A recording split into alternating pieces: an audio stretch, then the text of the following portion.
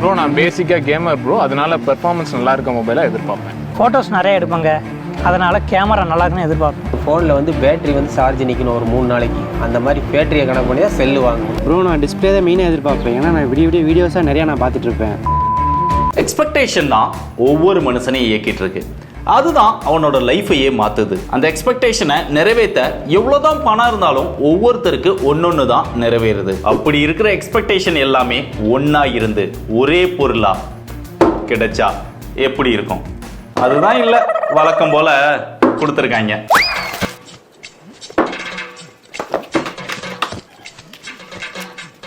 ஒரு TPU case, user manual, sim ejector pin, Realme mobile, 80 watt charging adapter, ஒரு type C charging cable. இதோட டிசைனை பார்த்தோன்னே எனக்கு என்ன தோணுதுன்னா, இப்போல்லாம் இந்த கேமராவை பெருசாக கொடுக்குறது தான் அந்த ட்ரெண்ட் போயிட்டு இருக்கு. Realme ஒரு படி மேலே போய் ஒரே சர்க்கிளவே பெருசாக கொடுத்து அதுக்குள்ள கேமரா வந்து கொண்டு வந்துட்டாங்க. இதில் உள்ள ஒரு சர்க்கிள் கொடுத்து அதுக்குள்ள பிரைமரி சென்சாராக கொடுத்துருக்காங்க. இந்த பக்கம் ஒரு செகண்டரி சென்சார், மேலே LED ஃபிளாஷ், இந்த பக்கம் டம்மியா ஒரு சர்க்கிள், கீழே 100 மெகாபிக்சல் அப்படிங்கிறத மென்ஷன் பண்ணியிருக்காங்க. இங்கே மேட் ஃபினிஷ் கொடுத்துருக்காங்க, ஃபிங்கர் பிரிண்ட் எதுவுமே கேப்சர் பண்ணல. இது போக 2 கலர் வேரியன்ட் இருக்கு, அதில் வேகன் லெதர் டிசைன் வந்து கொடுத்துருக்காங்க. இதை விட அதுதான் எனக்கு ரொம்பவே பிடிச்சிருந்தது. இது கையில் பிடிச்சி யூஸ் பண்றதுக்கு நல்லா இருக்கு, சிம்பிளாவும் இருக்கு. இதோட வெயிட் 185 கிராம் இருக்கு. நல்லாவே Realme டிசைன் பண்ணியிருக்காங்க. இதோட கேமராக்கு வந்தா ஏற்கனவே சொன்ன மாதிரி 100 மெகாபிக்சல் பிரைமரி சென்சாரா கொடுத்திருக்காங்க, OIS சப்போர்ட்டோட. பட் இங்க 11 ப்ரோல அதை கொண்டு வந்திருக்காங்க. அது போக செகண்டரி சென்சாரா ஒரு 2 மெகாபிக்சல் மட்டும் தான் கொடுத்திருக்காங்க. பட் இங்க அல்ட்ரா வைட் ஆங்கிள் சென்சாரை கட் பண்ணிட்டாங்க. இந்த கேமராஸ்ல ஹைப்பர் ஷார்ட் இமேஜிங் ஆர்கிடெக்சர் 2.0 அப்படிங்கிற ஒரு டெக்னாலஜி யூஸ் பண்றதா சொல்றாங்க.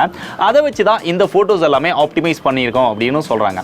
பட் போட்டோஸ் எல்லாம் பார்க்கும்போது எனக்கு பெரிய அளவுல பிடிக்கல. இதெல்லாமே ஃபர்ஸ்ட் இம்ப்ரெஷன் தான். அது போக இதுல ஸ்பெஷலா world first street photography mode 4.0 அப்படின்னு ஒன்று கொடுத்துருக்கதா சொல்றாங்க. இதுல ஒரு சில குட்டி குட்டி ஆப்ஷன்ஸ் இருக்குது. அதுல முக்கியமா சொல்லணும்னா ஆட்டோ ஜூம் அப்படின்னு ஒன்று கொடுத்துருக்காங்க.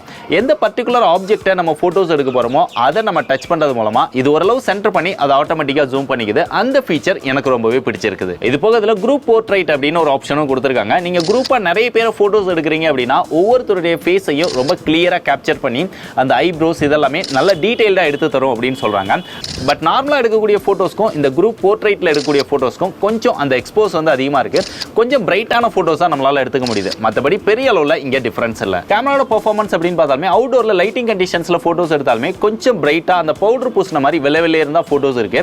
அந்த அளவுக்கு கலர்ஸ் வந்து இன்னும் பெட்டரா எடுத்து தரல. அந்த டைனமிக் ரேஞ்ச், சேச்சுரேஷன் இதெல்லாம் இன்னும் கொஞ்சம் பெட்டரா இருந்தா நல்லா இருக்கும். அப்படிங்க செல்ஃபி கேமராக்கு வந்தா எப்பயும் Realme காலங்காலமா கொடுக்கக்கூடிய அதே 16 மெகாபிக்சல் செல்ஃபி கேமரா தான் இந்த மொபைலையும் கொடுத்திருக்காங்க. இதோட பெர்ஃபார்மன்ஸ் அப்படின்னு பார்க்கும்போது அவுட்டோர்ல நல்ல லைட்டிங் கண்டிஷன்ஸ்ல எடுக்கும்போது ஓரளவு நல்ல போட்டோஸ் வந்து எடுத்துக்க முடியுது. பட் இன்டோர்ல டீசென்டான லைட்டிங்ல எடுக்கும்போது அந்த அளவுக்கு பெட்டரான போட்டோஸ் இல்ல. அது போக வீடியோஸ் அப்படின்னு பார்த்தா ரியல்ல மேக்ஸிமமா 4K 30 fps நம்மளால வீடியோஸ் வந்து எடுத்துக்க முடியுது. இது மட்டும் இல்லாம இங்க OIS கொடுத்திருக்கனால ஓரளவு ஸ்டேபிளா நம்மளால வீடியோஸ் வந்து எடுத்துக்க முடியுது. செல்ஃபி கேமரா மேக்ஸிமமா 1080 30 fps தான் நம்மளால வீடியோஸ் வந்து எடுத்துக்க முடியுது. வீடியோ குவாலிட்டி இந்த பிரைஸ் செக்மெண்ட்க்கு ஓகேவா இருக்கு. இந்த மொபைலோட பேட்டரி 5000 mAh கொடுத்திருக்காங்க, 67 வாட் ஃபாஸ்ட் சார்ஜிங் சப்போர்ட் கொடுத்திருக்காங்க. ஆனா பாக்ஸ்க்குள்ள 80 வாட் அடாப்டர் கொடுத்திருக்காங்க. ஒரு சிலர் அடாப்டரே கொடுக்க மாட்டேங்கிறாங்க, பட் இவங்க எக்ஸ்ட்ராவே கொடுக்குறாங்க. கரடிச்ச மாச்சாரத்தை இவனிடம் ஏனையா சொல்லுகிறாய்? இங்க 80 வாட் அடாப்டர் கொடுத்திருந்தாலுமே அதுக்கு ப்ரொடக்ஷன் அப்படின்னு பார்த்தா இங்க 38 லெவல் ஆஃப் ப்ரொடக்ஷன் கொடுத்திருக்கோம் அப்படின்னு சொல்றாங்க. அது நிறைய கேட்டகரி சொல்றாங்க. இது எல்லாமே மார்க்கெட்டிங் டெக்னாலஜிக்கு தான்.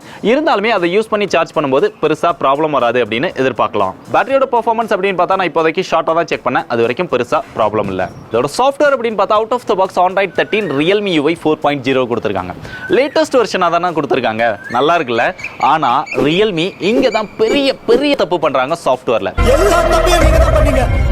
யூசர் எக்ஸ்பீரியன்ஸ் அந்த அளவுக்கு பெட்டரா கொடுக்கல. ப்ளோட்வேர்ஸ் அப்படின்னு பார்த்தா எக்கச்சக்கமான ப்ளோட்வேர்ஸ் 74 ஆப் ப்ரீ இன்ஸ்டால்டா கொடுத்திருக்காங்க. அதுலயுமே மொபைல் எடுத்துட்டு நான் செட் பண்ணும்போது அந்த ஆட்ஸ் எல்லாம் ஆஃப் பண்ணிட்டு இன்ஸ்டால் பண்ண சொல்ற ஆப் எல்லாம் ஸ்கிப் பண்ணிட்டு உள்ள போனா கூட இவ்ளோ ஆப்பை ஆட்டோமேட்டிக்கா அதுவே இன்ஸ்டால் ஆயிட்டே இருக்கு. ஒவ்வொன்னா ஓகே கொடுக்க அடுத்தடுத்த கேம்ஸ் அது இதுன்னு எக்கச்சக்கமானதை இன்ஸ்டால் பண்ணிட்டு இருக்கு. மனுஷனாடா நீங்க எல்லாம். அதுதான் பரவாயில்ல அப்படின்னு ஆப் டிராயருக்கு போனாலுமே அந்த இடத்துலயுமே ஆட் வந்து ஷோ பண்ணிட்டே இருக்கு. இதை இன்ஸ்டால் பண்ணுங்க, அதை இன்ஸ்டால் பண்ணுங்க. சரி, நோட்டிபிகேஷன் போனோம் அப்படின்னா எக்கச்சக்கமான புஷ் நோட்டிபிகேஷன்ஸ், ரெக்கமெண்டேஷன் இந்த மாதிரி பெரிய தொல்லை Realme மொபைல்ல இருக்குது. இதை கண்டிப்பா Realme ஸ்டாப் பண்ணல அப்படின்னா நிறைய நல்ல யூசர்ஸ் Realmeயை விட்டு வெளியே போறதுக்கும் வாய்ப்பு இருக்குது. நல்லா கேளு, எனக்குன்னு ஒரு கௌரவம் இருக்கு. அது இல்லாத ஒன்றை உற்பத்தி நான் தயாரா நான் இன்னியோட விளைவிக்கிறேன். மொபைலோட பிசிக்கல் பிளேஸ்மென்ட்க்கு வந்தா டாப்ல செகண்டரி நாய்ஸ் கேன்சலேஷன் மைக் கொடுத்துருக்காங்க. இங்க ஒரு ஸ்பீக்கர் கொடுத்துருக்காங்க. லெஃப்ட் சைடுல வந்தா இங்க எதுவுமே கிடையாது. பாட்டம்ல வந்தா இங்க சிம் ஸ்லாட் கொடுத்துருக்காங்க. அதை ஓபன் பண்ணா டுயல் சிம் போட்டுக்க முடியும். SD கார்டுக்கான ஸ்லாட் கிடையாது. ரெண்டுமே 5G சப்போர்ட் பண்ணும். இது ஒரு 5G mobile, 5G ready mobile, 5G use பண்ணிக்க முடியும். அது பக்கத்துல டைப் C சார்ஜிங் போர்ட் வருது. இங்க ஒரு ஸ்பீக்கர் வருது. Dual stereo speaker, hi-res support இருக்குது. மியூசிக் எக்ஸ்பீரியன்ஸ் நல்லா இருக்குது. ரைட் சைடுல வந்தா வால்யூம் அப் டவுன் பட்டன் வந்துருது. கீழே பவர் பட்டன் வந்துருது. இதுல ஒண்ணு மிஸ் ஆகுது. என்ன 3.5mm ஜாக் வந்து இந்த மொபைல்ல மிஸ் ஆகுது. மிட் ரேஞ்ச் செக்மெண்ட்ல கூட அதெல்லாம் கட் பண்ண ஆரம்பிச்சிட்டாங்க Realme. Finger print sensor under display finger print சென்சாராவே கொடுத்துட்டாங்க. ரொம்ப ஃபாஸ்டா அக்யூரேட்டா ஒர்க் பண்ணுது. ஆனா அத இந்த மொபைல்ல ரொம்ப கீழே கொண்டு போய் கொடுத்துட்டாங்க. அது கொஞ்சம் இன்கன்வீனியன்ட்டா ஃபீல் ஆகுது. அது போக இதுல ஃபேஸ் அன்லாக்கும் கொடுத்துருக்காங்க. இதோட டிஸ்ப்ளே இங்க கர்வ்டு டிஸ்ப்ளே கொடுத்துருக்காங்க. அது போக இந்த பெசல்ஸ் எல்லாம் பார்க்கும்போது இல்லவே இல்லைன்னு சொல்லலாம். அந்த அளவுக்கு ரொம்ப ரொம்ப சின்னதா கொடுத்துருக்காங்க. இந்த சின்னமே ரொம்ப சின்னதா கொடுத்துருக்காங்க. 2.33mm தான் இருக்கு. அது போக இங்க 6.7 இன்ச்ல Full HD Plus OLED display கொடுத்துருக்காங்க. 120 Hz ரெஃப்ரெஷ் ரேட்டோட வருது. 360 Hz டச் சாம்பிளிங் ரேட்டோட வருது. HDR10+ சப்போர்ட் கொடுத்துருக்காங்க. இதுக்கு TUV ரெகன் லைட் சர்டிஃபைட் இருக்கு ஐ ப்ரொடக்ஷனுக்காக. அதனால இதை ஐ கேர் டிஸ்ப்ளே அப்படின்னு சொல்றாங்க. இந்த டிஸ்ப்ளேயோட பீக் பிரைட்னஸ் 950 nits இருக்கு. அதையுமே 20,000 லெவல்ஸா பிரிக்கிறதா சொல்றாங்க. அதனால நமக்கு என்ன பிரைட்னஸ் தேவையோ அது எக்ஸாக்ட்டா ஆட்டோமேட்டிக்கா அது கரெக்டா ஷோ பண்ணும் அப்படின்னு சொல்றாங்க. அவுட்டோர்ல சன்லைட்ல பார்க்கும்போது டிஸ்ப்ளே ஓரளவு பிரைட்டரான டிஸ்ப்ளேவா இருக்குது. இன்டோர்ல டிஸ்ப்ளேயோட எக்ஸ்பீரியன்ஸ் நல்லா இருக்குது. கலர்ஸ் நல்லா இருக்குது. டச் ரெஸ்பான்ஸ் நல்லா இருக்குது. இந்த மொபைலோட பெர்ஃபார்மன்ஸ் அப்படின்னு பார்க்கும்போது Realme 10 Pro Plusல என்ன இருந்ததோ அதே ப்ராசஸர் தான் இதுல கொடுத்துருக்காங்க. பட் அந்த ப்ராசஸரை Mediatek வந்து நேம் சேஞ்ச் பண்ணிட்டாங்க. அதனால இங்க Mediatek Dimensity 7050 அப்படிங்கிற ஒரு ப்ராசஸர் கொடுத்துருக்காங்க. 1080 இதுவும் ஒன்று தான், டிஃபரன்ஸ் கிடையாது. இது 2.6 GHz ஸ்பீட்ல ரன் ஆகக்கூடிய ஒரு ப்ராசஸர். இதோட ஆண்ட்ராய்டு ஸ்கோர் 5 லட்சத்துக்கு மேல வருது. இதோட கேமிங் பெர்ஃபார்மன்ஸ் அப்படின்னு பார்த்தா ஹையர் எண்ட் கேம்ஸ் எல்லாமே மீடியம் கிராஃபிக்ஸ்ல ரொம்ப நல்லாவே ப்ளே பண்ண முடியுது. பெருசா இங்க லேகோ ஃப்ரேம் டிராப்போ எதுவுமே கிடையாது. அது போக ஹீட்டிங் இஷ்யூ அப்படின்னு பார்த்தாலுமே இந்த மொபைல்ல ஹெவியா ப்ளே பண்ணும்போது கூட பெரிய அளவில் ஹீட்டிங் இஷ்யூ இதுல இல்ல. கடைசி அதோட பிரைஸ் அப்படின்னு பார்த்தா இந்த வீடியோ எம்பார்கோல ஷூட் பண்ணிட்டு இருக்கிறதுனால எனக்கு இந்த மொபைலோட எக்ஸாக்டான பிரைஸ் வந்து தெரியாது. இதுல 3 ஸ்டோரேஜ் வேரியன்ட் வந்து லான்ச் பண்ண போறாங்க. 8+128, 8+256, 12+256 3 ஸ்டோரேஜ் வேரியன்ட் வரப்போகுது. இதோட எக்ஸ்பெக்டட் பிரைஸ் அப்படின்னு பார்த்தா எப்படி பார்த்தாலுமே 8+128 ஒரு 23,000 ரூபாயில இருந்து 25,000 ரூபாய் பிரைஸ் செக்மெண்ட்குள்ள லான்ச் ஆகும் அப்படின்னு எதிர்பார்க்கப்படுது. அது போக கார்டு ஆஃபர் அந்த மாதிரி ஏதாவது கொடுத்து 21, 22,000 அந்த மாதிரி ஃபர்ஸ்ட் சேல்ல கொண்டு வருவாங்க அப்படின்னு எதிர்பார்க்குறேன். இது கூடவே Realme 11 Pro Plus அப்படின்னு இன்னொரு மொபைலும் லான்ச் பண்ண போறாங்க. இதோட பிரைமரி சென்சாரா அங்க 200 மெகாபிக்சலா தர போறாங்க. அது போக அதுல அல்ட்ரா வைட் ஆங்கிள் சென்சார் 8 மெகாபிக்சலும் இருக்கும். கடைசியா ஃபாஸ்ட் சார்ஜிங் சப்போர்ட் அப்படின்னு பார்த்தா இதுல இருக்கக்கூடிய 67 வாட்டா அங்க 100 வாட்டா கொடுக்குறாங்க.